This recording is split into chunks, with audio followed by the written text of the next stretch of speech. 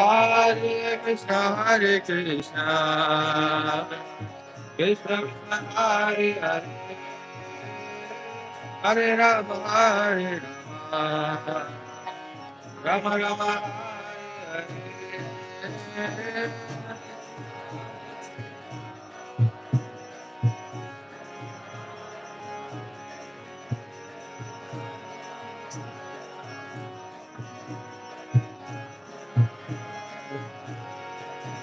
Hare Krishna, Hare Krishna, Krishna Krishna, Hare Hare, Hare Rama, Hare Rama, Hare Hare.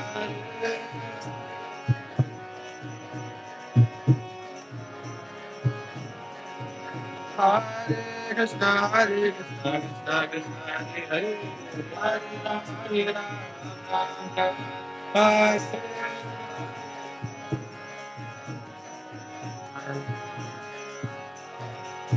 Hare Krishna, Hare Krishna, Krishna Krishna, Hare Hare, Hare Rama, Hare Rama, Rama Rama, Hare Hare.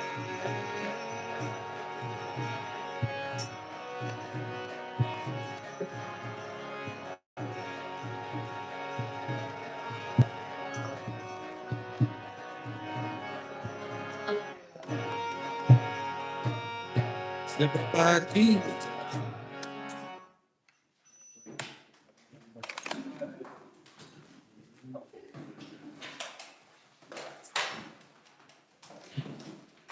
Om Bhagavate Vasudevaya. Om Namo Bhagavate Vasudevaya.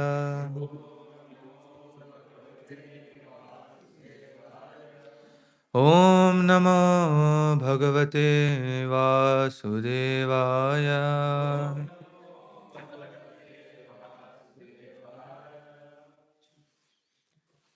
Oh my, all pervading personality of Godhead. Narayanam namaskritya naram chaiva narottamam devim saraswatim vyasam tato jayamudiraye. Before reciting this,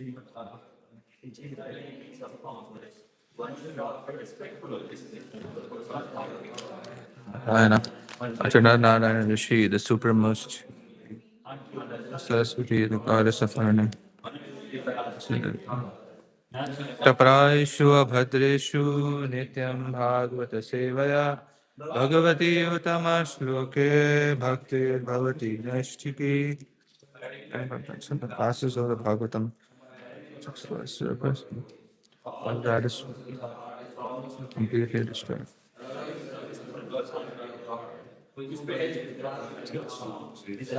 As an irrevocable fact.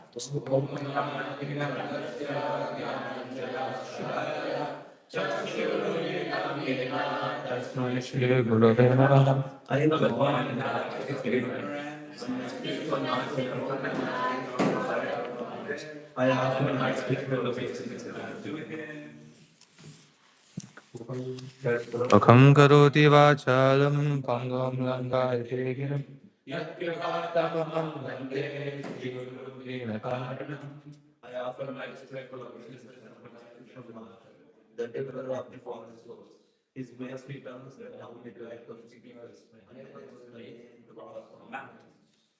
Thank you so much. Hare Krishna. We'll be reading from Canto 1 today, which is Canto 1, Chapter 5, Narada's instructions on Srimad Bhagavatam. We are, I don't know, from text, which to which, Prabhu? We're doing 17? 23 as far as I was told. We skip. We can go to 17 if you want. Okay. Prabhuji, please start. Text 23. O Muni, in the last millennium, I was born as the son of a certain maid servant engaged in the service of Brahmanas who were following the principles of Vedanta. When they were living together during the 4 months of the maid's season, I was engaged in their person.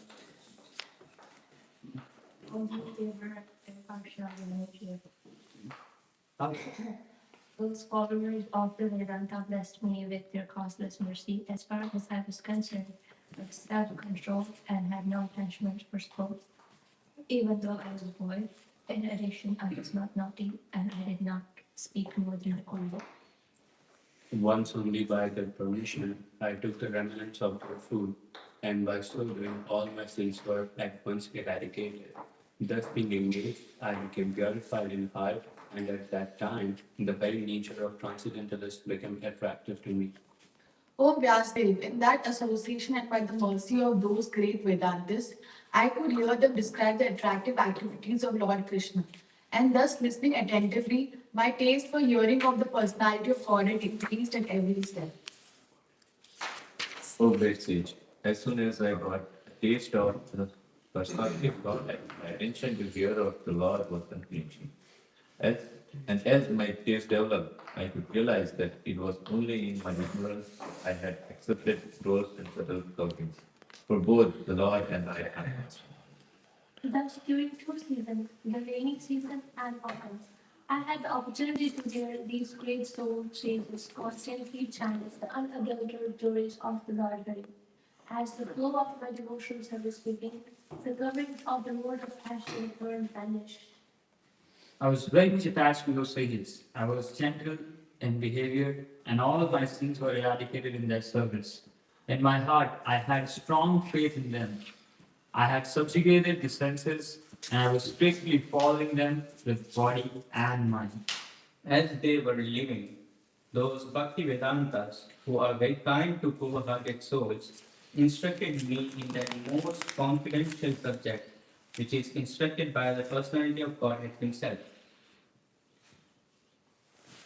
Arya, By that confidential knowledge, I could understand clearly the influence of the energy of Lord Sri Krishna, the creator, maintainer, and annihilator of everything. By knowing that, one can return to him and personally meet him. O Brahma, Vyasudeva, it is decided by the learned It is decided by the land that the best remedial measure, remedial measure for removing all troubles and miseries is dedicate one's activities to the service of the Supreme Personality of God, Sri Krishna. Oh, so the start of king of life, to cure a disease which was caused by that very same thing. We're done, right? Fully? We have cleared the topic, so continue. Thus, when all a man's activities are dedicated to the service of the Lord, those very activities which caused his perpetual bondage become the destroyer of the tree of work. Whatever work is done here in this life for the satisfaction of the mission of the Lord is called Bhakti Yoga or transcendental loving service to the Lord. And what is called knowledge becomes a concomitant factor. While performing duties according to the order of Sri Krishna, the Supreme Personality of Godhead, one constantly remembers him, his names, and his qualities. Let us all chant the words of Vasudeva along with the very expenses. Pradruna. Aniruddha and Sankarshan.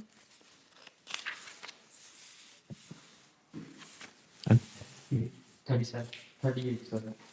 Thus, he is the actual seer who achieves, in the form of transcendental sound representation, the supreme personality of God is Vishnu, who has no other form. O Brahmana, thus by Supreme Lord Krishna, I will endow first the transcendental knowledge of the world, as inculcated in the confidential parts of the Vedas, then with the spiritual opulences, and then with his intimate loving service. Please, therefore, describe the Almighty Lord's activities, which you have learned by your vast knowledge of the Vedas. For that will satisfy the hankerings of great learned men, and at the same time mitigate the miseries of the masses of common people, who are always suffering from material pangs. Indeed, there is no other way to get out of such miseries. Thank you. Jana will be focusing on text 23.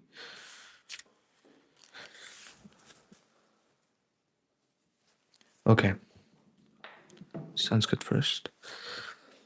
Aham puratita bhaveva bhavam mune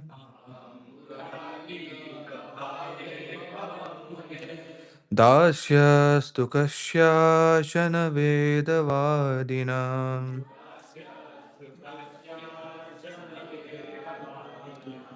nirupito balaka eva yoginam शुश्रूषाने प्रविशि निर्विविक्षताम्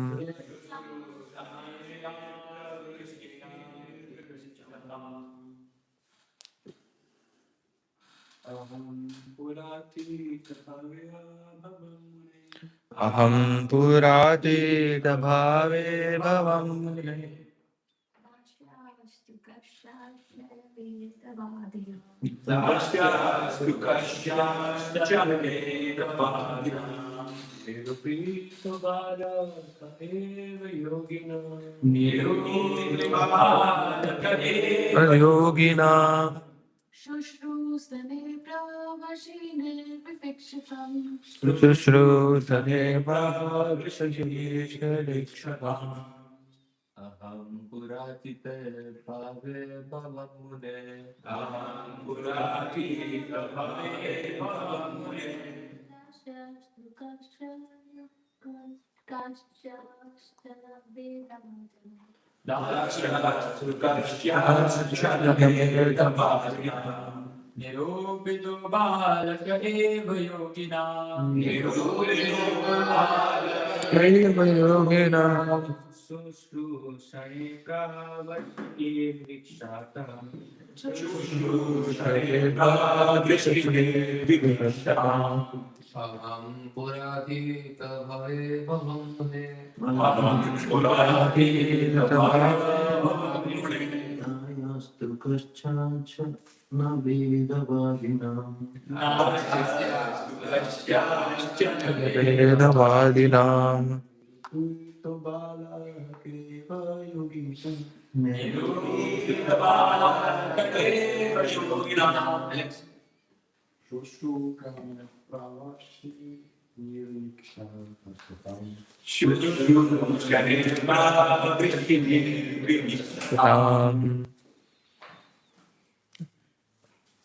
okay. Word to word synonyms, please. Aham, I. Let's do it together. Pura, formerly. Atita Bhave, in the previous millennium, Abhavam became Mune, Omani, Dasya of the maid servant, too, but Kashyachana, certain, Vedavadinam, of the followers of Vedanta, Nirupita, engaged, Balaka, boy servant, Eva, only, Yoginam, of the devotees, Shushrusshane, in the service of during the 4 months of the rainy season. Nirvivikshatam, living together. Translation and purport by His Divine Grace, A.C. Bhaktivedanta Swami Srila Prabhupada Ki Jai.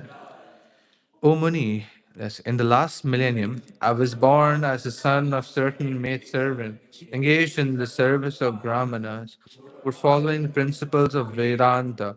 When they were living together during the 4 months of the rainy season, I was engaged in their personal service.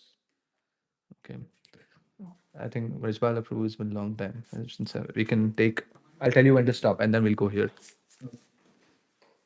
The wonder of an atmosphere such as with devotional service to the Lord is briefly described herein by Sri Narayana. He was the son of the most insignificant parentage. He was not properly educated. Still, because his complete energy was engaged in the service of the Lord, he became an immortal. Such is the powerful action of devotional service. The living entities are the marginal energy of the Lord, and therefore they are meant for being properly utilized in transcendental loving service of the Lord. When this is not done, one situation is called Maya. Therefore, the illusion of Maya is at one dis- dissipated as soon as one's full energy is converted in the service of the Lord instead of the for sense enjoyment. Okay, yes. From the personal example of Sri Narada Muni in his previous birth, it is clear that the service of the Lord begins with the service of the Lord's bona fide servants. The Lord says that the service of his servants is greater than his personal service. Service of the devotee is more valuable than the service of the Lord. One should therefore choose a bona fide servant of the Lord constantly engaged in the service, accept such a servant as a spiritual master, and engage himself in the spiritual master's service. Such a spiritual master is a transparent medium by which to visualize the Lord who is beyond the conception of the material senses. By Yes, last. By service of the modified spiritual master, the Lord consents to reveal himself in proportion to the service rendered. Utilization of the human energy in the service of the Lord is the progressive path of salvation. The whole cosmic creation becomes at once identical with the Lord as soon as the service in relation with the Lord is rendered under the guidance of a bona fide spiritual master. The expert spiritual master knows the art of utilizing everything to glorify the Lord, and therefore, under his guidance, the whole world can be turned into the spiritual abode by the divine grace of the Lord's Son. Jai. Thank you so much. Om Agyanitmirandasya Jnananjanashalakaya Chakshurunmilitam Yena Tasmai Shri Guruve. I was born in the darkest of ignorance, and my spiritual master opened my eyes with the torchlight of knowledge. After my respectful obeisances and it's very important that we chant this mantra today because we're discussing a personality of our lineage. Was very important, and especially in this part of Srimad Bhagavatam, and he'll reappear, appear, and appear again and again in various parts. Does anyone know in which position in our lineage does Narad Muni stand? So, who's the first one in our lineage? Krishna, and then Brahma, and then, and then. That was nice. Okay, yeah. So we have a lineage of 32 spiritual masters written in the Bhagavad Gita. Anyone taking initiation or has taken initiation wants to know more about that, or wants to know more about the spiritual lineage, can go and check that out. It's a very long, beautiful lineage that we have. Every personality in that lineage can be studied upon and can be given a class upon. And today, one of the most prominent personalities about in that lineage is being spoken about today, who's Narad Muni. So, Narad Muni is one of the 12 Mahajanas, right? He is one of the greatest authorities on it, on scriptures, and he's a very interesting personality because he's also an instigator in many places. And in fact, in many Indian reality shows, he'll be shown as this person who comes and, tries to, instigate things. And I mean, it's shown in a wrong, dim light. But Narad Muni is much, much more than that. He represents our Guru Parampara, and he represents what a guru's role is. It's very important for us to understand that role of a guru through Narad Muni.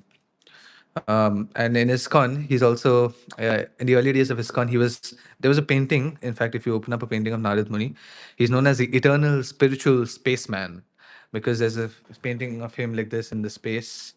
And in fact, Narad Muni is a very interesting personality in his own, because if you look at his features, the body that he was given, he had blonde hair and he had veena in his hand and all these different kinds of things. So it's not that he had certain kinds of typical features as we see. He was a very different personality, and he's been through different lives.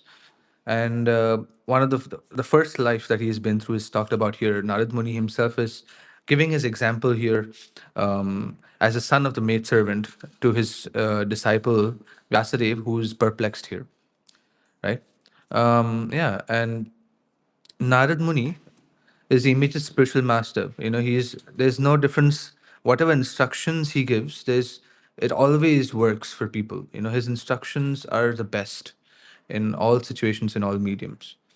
And there are various. Does anyone know about any instructions or any instigations that Narad Muni has done that has caused a lot of different things? Any examples that we can get? Yes, Rohan Prabhu. Asking Sir to be on the service of Correct. He was the Akashwani, or the air from somewhere. Kamsa heard sounds, and then that's what. And Kamsa's mind immediately flipped, right? And of course, that's part of the Leela pastimes of Krishna, because then a lot of different things happened, and Krishna was able to go to Vrindavan and enjoy his pastimes there, and he didn't have to stay in Mathura. Anyone else? Any other? Yes, Prabhu. He saw the seed of Bhakti in Prahlad Maharaj. Yes, perfect. Jai Haribol. Yes, that's a very important example. Anything? Anyone else? So he basically instigated Rukmani's brother. Perfect. Yes. I was looking at that example. And he also went and told Rukmini that, and he described Krishna's pastimes, and she was so infatuated by that she immediately decided, I want to go ahead with this. Yes, Prabhu. He gave the mantra of Namo Bhagavate Vasudevaya. Yes. Haribol. Yes, yes. He gave that as well. Anything else? Is there a council? Yes, Prabhu. He also appeared in front of Chitraketu Maharaj. Yes, he appeared in front of Chitraketu Maharaj as well. Any other examples? There's so many. I mean, Bhagavatam has example of the Migari as well, who's the hunter. He appears out of nowhere. Like this, that's the spiritual master's role, right? The spiritual master, sometimes when there's so many people who meet their spiritual masters, um, and you expect it to be like you're very scared before you meet your spiritual master, right? Or like what's gonna come out of that outcome, because sometimes the spiritual masters may say some wild thing that you've never imagined that might come out, right? And an instruction comes on to you, right? As I'm sure people who here have spiritual masters, and of course, even there's so many instructing spiritual masters in ISKCON. They must have told you something that must have made you like, oh, I was not expecting that to happen with me. And this is Narad Muni's role, right? Narad Muni is there to almost. There's a term in chemistry. Sorry, my parents are chemists, so I have to get chemistry terms in this, although I hate chemistry. There's a term called catalyst, right? Every reaction has a catalyst in it to speed up the reaction, speed up the rate of a reaction, right? So, in any situation where the disciple is stuck, or where the person is stuck, or in their lifetime they are under the illusion, we were discussing about false ego yesterday, right? Where they're under that illusion. For example, in the case of Mrigari, he was under the illusion that watching that animal die in front of him is, he gets this kind of sense of satisfaction. And a lot of people even today get that sense of satisfaction. I won't get into that, but But he came there and told him, there are karmic reactions to what you're doing here, right? And then Mikari was like, what? I didn't know about this. This was not something told to me, right? So the spiritual master is there to, either trigger a reaction or speed up the reaction. So now, in the case of Srila Vyasadeva as well, which is right now what's going on, he's here to now. Srila Vyasadeva is stuck, right? He's done everything that he had to do. Compile the Vedas, look at the Puranas, compile the Puranas. He asked his disciples to, go and spread the Vedas. And if we looked at all of that, but yet now he's confused. He's written such big scriptures, Mahabharata. We have the Gita, which is part of the Mahabharata. He's written those big, big scriptures. How many shlokas is the Mahabharata again? I'm sorry. 1,25,000. Even after that, he's yet thinking that what can I do, right? After accomplishing so much in life, he's yet worried that what's going to happen. There are yet people who are left, right? It's like he's looking at he wants to cover everybody. It's like our book distributors. Everyone, no one should go. You'll go and cover the signals, and you'll cover all parts so that no one is goes away. No, everyone sees the books and goes. And even if they say no, at least they see the books, right? So he's like he's also the ultimate book distributor, right? He's distributed Vedas, Puranas, everything now, Mahabharata. And now he's now wants to distribute another book, which is Srimad Bhagavatam. Now that's not come to him in his mind yet, right? It's not come to his mind yet. So that's why Narad Muni is here now to impregnate him with that thought of writing something as great as Srimad Bhagavatam, which is the essence of all Vedic scriptures. Right? Anyone who's distributing Srimad Bhagavatam knows the glories. You keep on glorifying Srimad Bhagavatam, you cannot stop, right? It is another level. And now his spiritual masters, this is a very historical moment, right? Because the conception of Srimad Bhagavatam is coming, right? Like the idea that, oh, maybe I should start compiling all, because now Srila Vyasadeva has seen so much in his life. He travels, he's been through all eras, he's seen what's going on, and he's the Shaktavesh avatar of Krishna himself. He has the potency of Krishna. So he's seen everything, but yet he's confused, right? you know so you all we in the end, it is the guru who comes and kind of agyan itimi randa timi. What is, so there's this word here, agyan itimi randasa, timi randasa. What does timi mean? Yes, darkness. And in Sanskrit, it actually means fog, right? Your eyes are foggy. Have you ever seen, like, sometimes people who wear spectacles might know, once you come out of a very cold car and you come outside, it gets foggy, and then you remove it and do that. So, fog, we're covered with fog, and it is spiritual master who cleans that fog. Right? The same thing is happening here, where he doesn't know what to do. I mean, Narad Muni, of course, indirectly tells him to write about the stories of Krishna, talk about the pastimes of the Lord, but doesn't tell him to, come up with Srimad Bhagavatam, right? So the spiritual master is such a person that he will impregnate, he will, give different, he'll give you the chakshudan dilojai janme janme prabhu. So he'll give you the eyes. Anena eva chakshusha. Divyam dadami te chakshu. Like how Krishna gives the chakshu, he gives you the eyes, divine eyes, to go ahead and think something different, think creative. But he will never give you the answer, right? Many situations, for in many situations, even Prabhupada disciples sometimes were confused, right? Because Prabhupada in many situations was like, yes, this is fine also, that is also fine, right? He's, for example, there's a very famous thing that goes on. Like Prabhupada would say, oh, you should wear dhoti and kurta, have tilak kanti. But also Prabhupada would say, oh, maybe you can also wear a suit, tie, and go as a gentleman. So this is also fine both ways. So a spiritual master will never give you like a direct this, no, yes, you have to do this. But spiritual master will guide you in such a way that you know the answer in the end of the day. It comes within you. And you realize, and then you of course thank the spiritual master back again. Right? So again, the same thing is happening here. That Narad Muni, who is the eternal spiritual spaceman, is yeah, he's delivering the souls of the earth. And now he's here to deliver his topmost disciple. Yes, space around him. So he can time travel, space travel everywhere. Everywhere where he's needed, where Krishna is sending him, he will go to instigate. Abhida Akashvani. So yeah, in that way, Narad Muni is wonderful. And here he gives his own example. We'll now get into his life, right? It's a very interesting life because Narad Muni's life is very important for especially brahmacharis living in the ashram like us, right? He was also a brahmachari. He's been a brahmachari all his life, right? And Narad Muni, um, learned and received, and he came up to this level because of his past, not only his past deeds, but also his karmas, gunas, and also what he did, right? Associating with the Bhakti Vedantas. Who is the Bhakti Vedanta? Yes, he's a Bhakti Vedanta. Why was he awarded the title? What does Bhakti Vedanta mean? He finished Anta. Hmm. Yes. He knows each and everything about that. Okay. Yes. Who? What was the ultimate goal of the Correct. Yes. True. Yes. Yes. And one who knows not only the Vedantas, and of course, the ultimate goal of the Vedas and after the Veda. Vedanta means everything after the Vedas. So the Puranas, Upanishads, but also he has mastered the art of bhakti, right? That is a Bhakti Vedanta. And even Srila Prabhupada was given that title by by an organization long ago.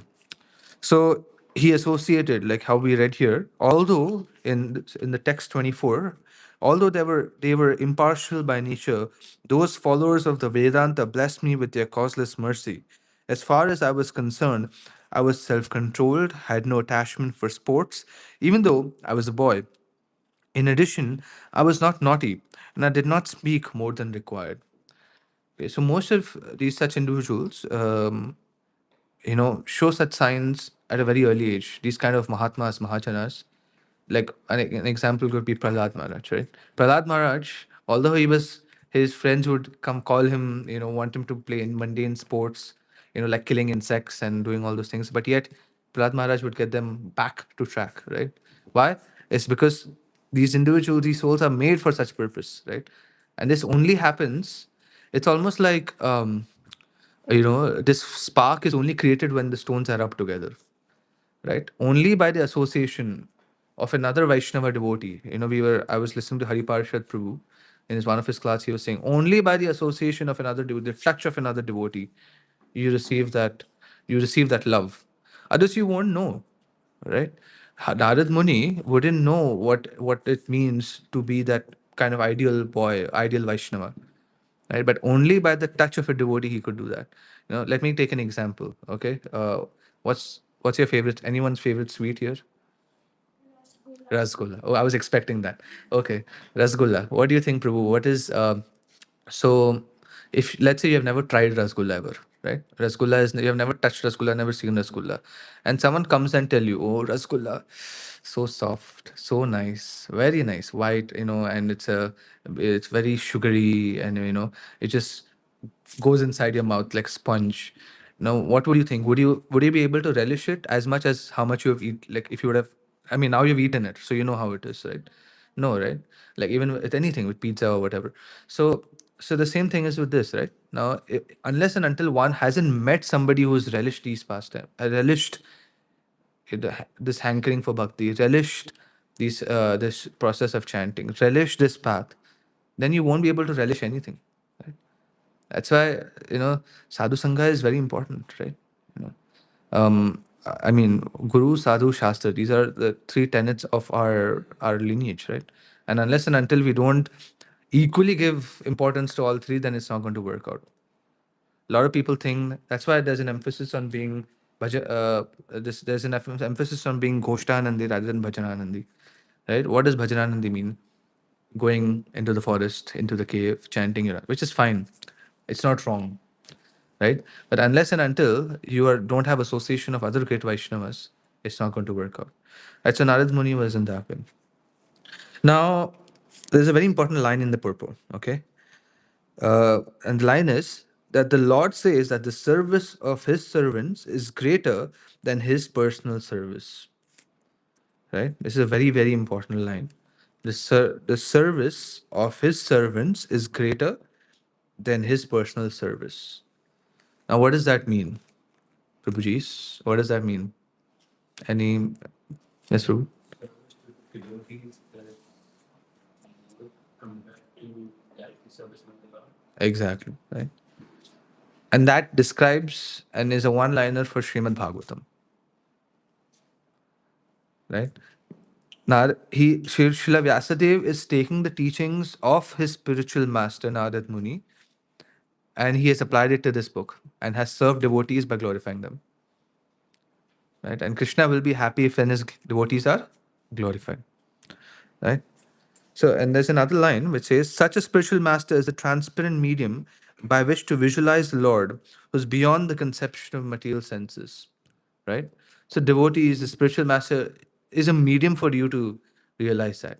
As I said, the touchstone in text 25 of the same chapter, it is written in the first line of this purport that Srila Prabhupada writes. It says, pure devotion is as much infectious in a good sense as infectious diseases, right? For many of you here, you're sitting here today because you couldn't go back to that life that you were living before, right? Could you? Could you imagine yourself living in the same conditions, going to the same place, meeting the same people? Oh, you can imagine yourself, Prabhu. So, can you? No, right? So nobody can imagine themselves doing that again, right? Because this devotional life is very infectious. The love of the devotees, the love for the deities, the love for service, is this hankering comes only from devotees, right? Love for prasadam comes only from devotees. That's why so many people steal prasadam, right? This loving exchange only comes from devotees. That's why, I mean, this our acharyas have, the Goswamis have, in fact, given this in so much detail. One of our Vedas, the Vedas for us is books like Nectar of Instruction and Devotion, because those kind of books and those kind of detailed analysis of loving exchanges between devotees is something that is of very essence to us, and that is what the spiritual master does. Okay. Now, it's very interesting. This one thing I wanted to say before I end. That Narad Muni was born in the family of maid servant, right? Usually in the scriptures, they would follow this kind of system where, I mean, if you're born in a Brahminical family and all, and then you would become an acharya, sage of that sort. But Narad Muni was not that. He was not born in a very bona fide family, in a lineage where things were already being passed on down, and practiced by various people. He was not born. He was born to a normal maid servant, but that maid servant had served different Bhakti Vedantas. That maid servant, his mother, had served different devotees of the Lord, right? That's what mattered, right here. And in this age of Kali Yuga, that is what matters most, right? And there's, I think, a very important shloka that we read from chapter 4 in Bhagavad Gita, text 13, right? Chaturvarnyam maya srishtam gunakarmascha vibhakasha tasya karataram apimam vidheyakataram avyayam. Translation: according to the three modes of material nature and the work associated with them, the four divisions of human society are created by me. And although I am the creator of this system, you should know that I'm yet the non-doer, being unchangeable. Right? So there's one very important line here. Guna karmashta bhagasha. Right? Guna and karma. These are the two deciding factors. Right? Now, because of good karma, Narad Muni was born to his mother, and because of Narad Muni's mother's good karma, he was able to receive that kind of an opportunity. And of course, his gunas, right? You can see as a boy in text 24, you can see they already saying he was self-controlled, no attachment for mundane activity, and he was not naughty, right? I mean, it's not bad to be naughty. Krishna was naughty, but he was not naughty, right? And he did not speak more than required.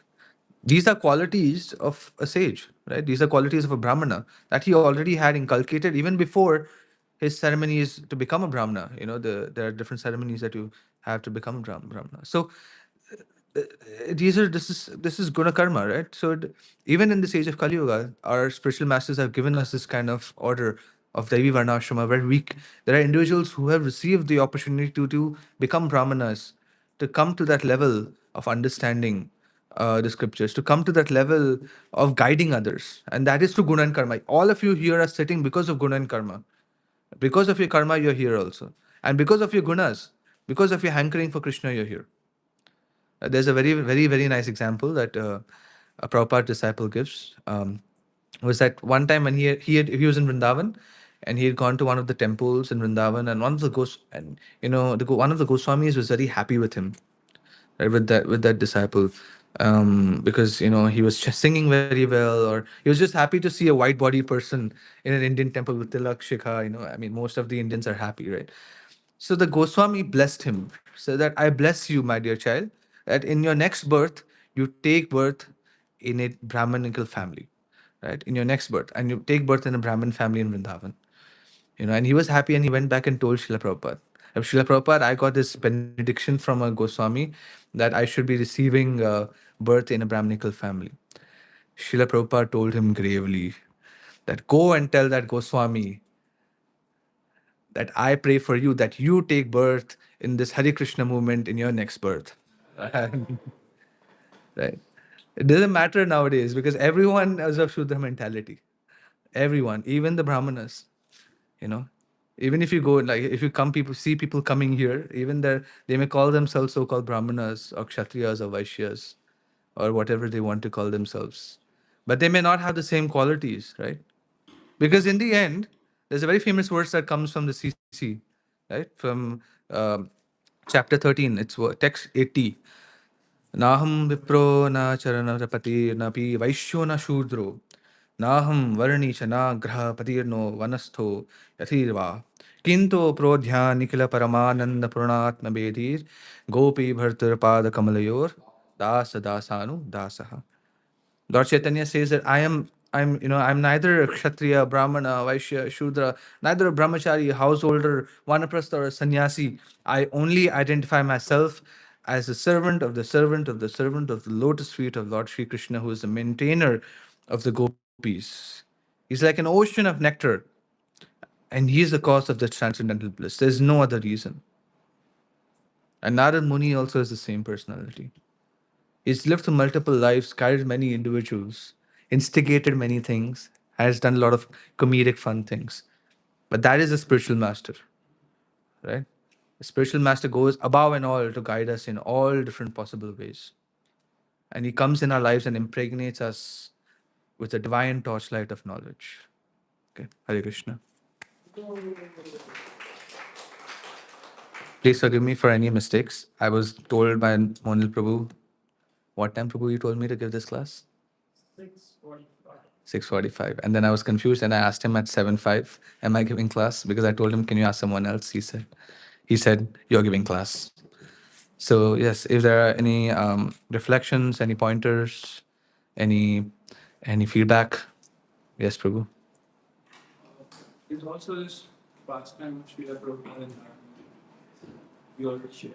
Oh yes, no, I didn't share. Please share. It's a very important. I want to share.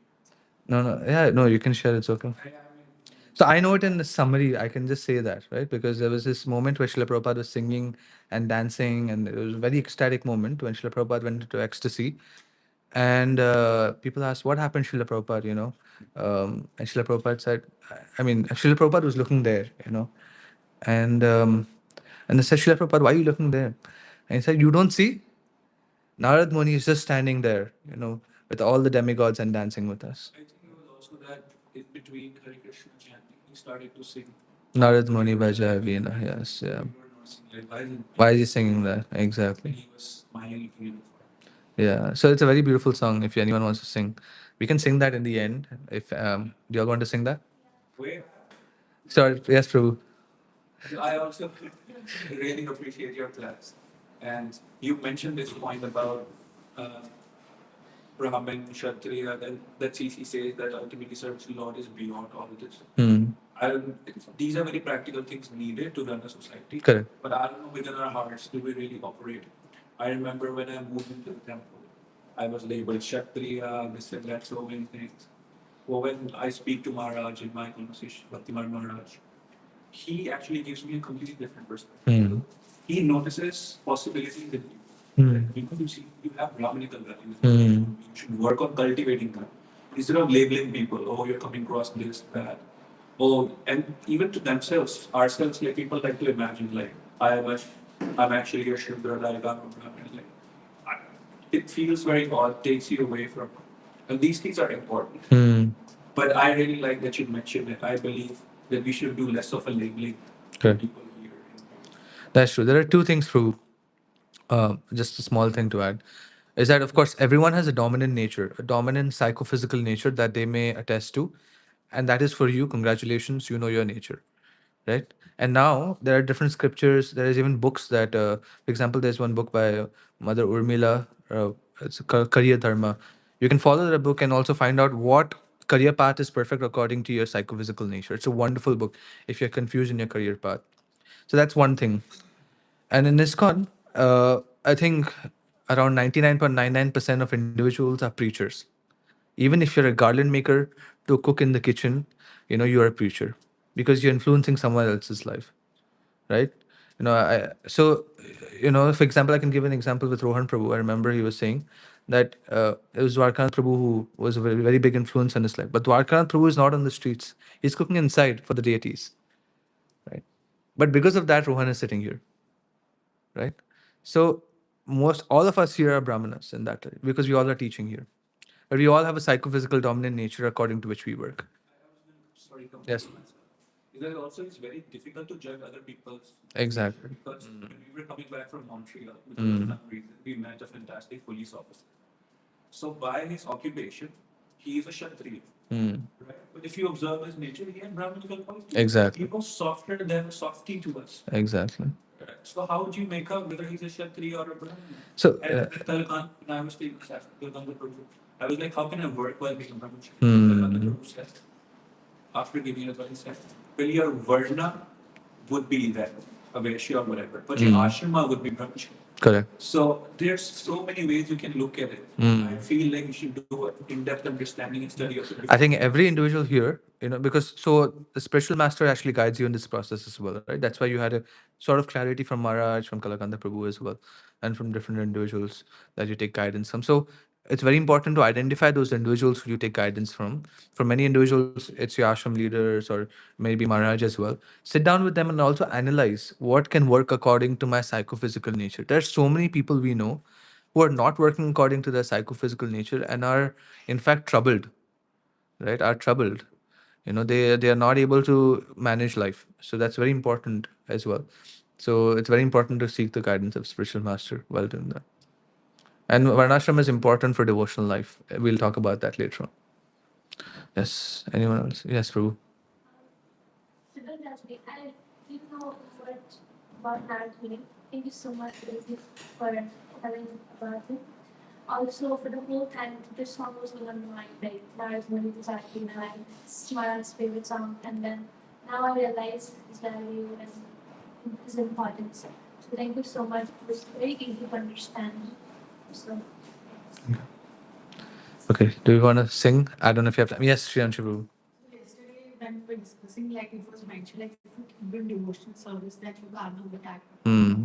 So, like you mentioned, the Varnashram, right? Like somebody's like by action he's Kshatriya, but actually they're Brahmana. So, what do you think? Like, if somebody is into Krishna consciousness all the time, then would those because for a Kshatriya they're all like it's like for us we have to keep fighting, right? Like there are always circumstances where we have to like show up. Right. So if somebody is into Krishna consciousness, that do those things don't act on that person? Like, what do you think? Like, It's a good question. So, as I said, that verse, right? I Naham Viproch and Gopi Bhatter. So that verse, in the end, our highest goal should be Krishna's dasa anudasa, which means the servant of Krishna. That is our highest goal, irrespective of varna, irrespective of ashrama. Doesn't matter, right?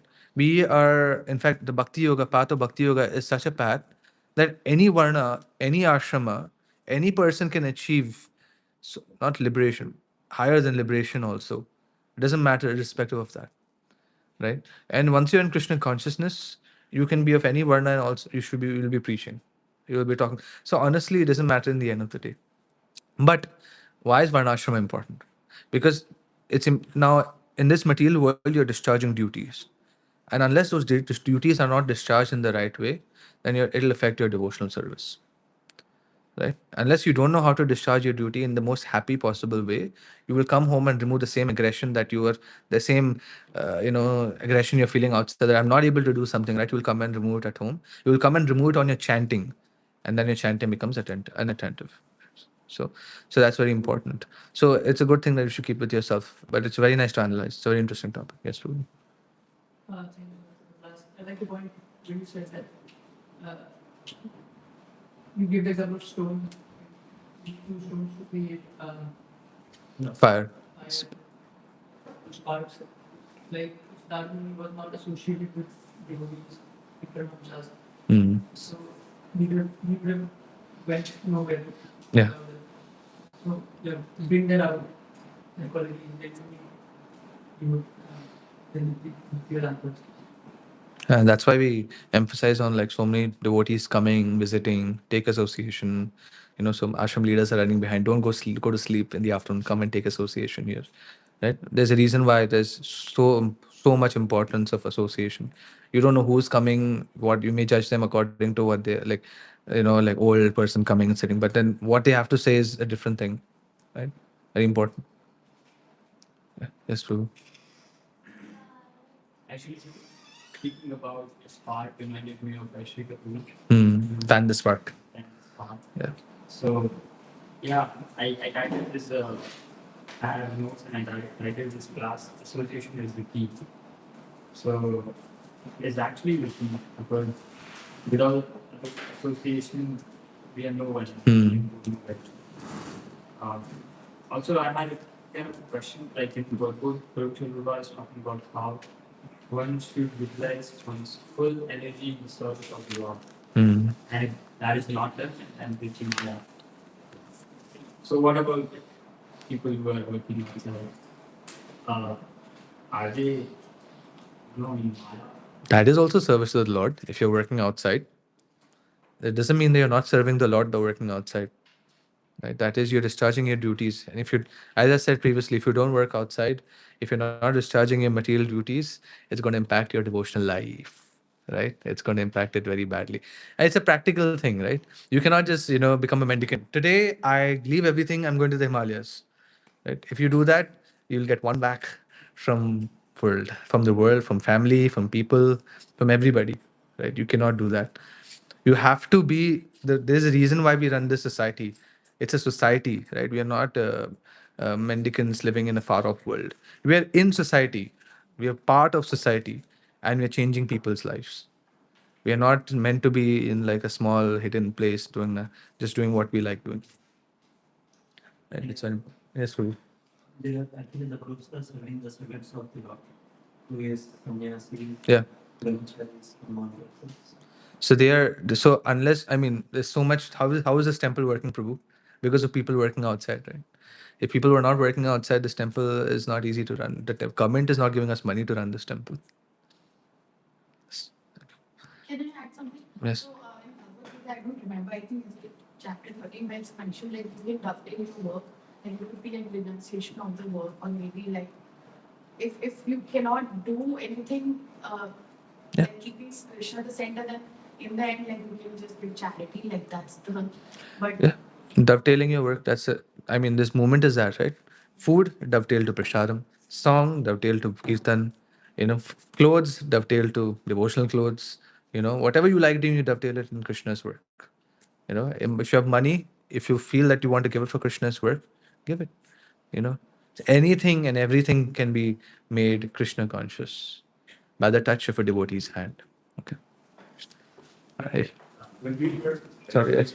when we were reading Govardhan Leela, that's when the purpose it was said that Indra's service is to be rain, something like that. And that's when it hit me because when rain happens, even the criminals get the same rain. So is it to say that but that's a service to Krishna that he's dispensing rain. So maybe those who are working outside, if they don't use their Lakshmi for any service, maybe they are, but if they use it, they are on a even higher. Yeah. And even let's say you're working outside and you have a family, you're serving your family, you're serving Vaishnavas in your family, future Vaishnavas in your family. That is the biggest service. Right. Yeah. Grantaraj Srimad Bhagavatam ki, Narad Muni ki.